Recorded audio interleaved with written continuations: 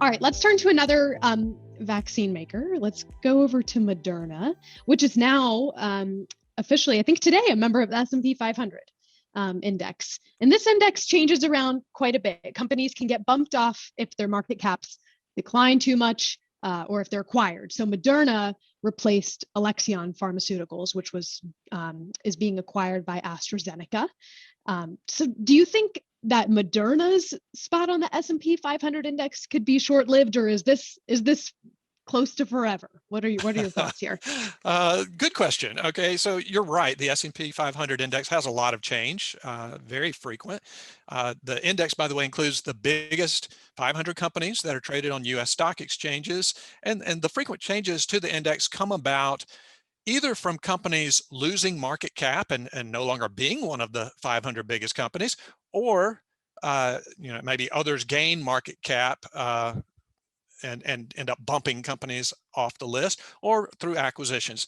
And so in this case, though, I don't think Moderna is in any danger of losing so much market cap that it drops out of the index. I checked, Olivia, there are around 30 or so companies right now in the S&P 500 index that have market caps of less than $10 billion. Now, I wouldn't be surprised if Moderna's market cap declines, but I guess I could imagine, but I don't envision a scenario where Moderna will have a market cap of less than $10 billion anytime soon, if ever. The company is, I think, well over $120 billion market cap right now. I think that could go down some, but I don't think it's going to go down nearly enough to displace Moderna out of the S&P 500 index. I think a more plausible possibility is for Moderna to be acquired. Now, let me just say, I think that's an unlikely scenario as well. I just think it's more plausible than Moderna's market cap dropping so much that it gets bumped out of the S&P 500. Look, for one thing, there aren't that many companies around that could afford to buy Moderna at its current price. The ones that maybe could afford to buy Moderna, let's say, for example, a Johnson & Johnson, the biggest healthcare company in the world, it could afford to buy Moderna if it wanted to.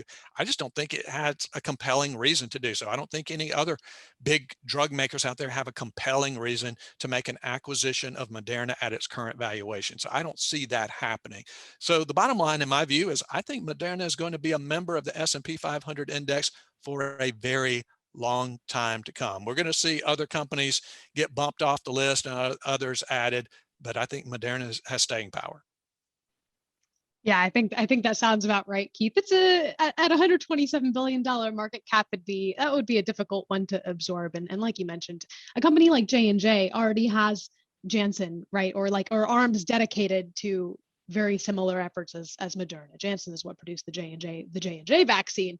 So that'd be a tricky one to kind of bring into the fold.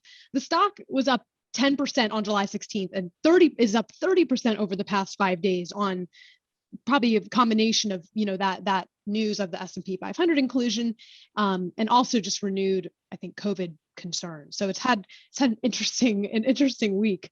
But yeah, the COVID-19 vaccine, at least in this moment, is still the driver of the success, right? Not its addition on an index. You got to think that these indices were already tracking Moderna. Lots of important ETFs and indices were already tracking it. So. Absolutely. It was not a surprise whatsoever to mutual funds and ETFs that Moderna was going to be named to the S&P 500 index. They knew the company was big enough by far, even before the last few weeks when the stock has shot up even more. I mean, Moderna was the default candidate to be added to the S&P 500. Yeah, totally. I loved a comment from a analyst at Jefferies this past week that referred to Moderna as the Tesla of biotech. And of course, that you might feel differently about that statement depending on how you feel about Tesla.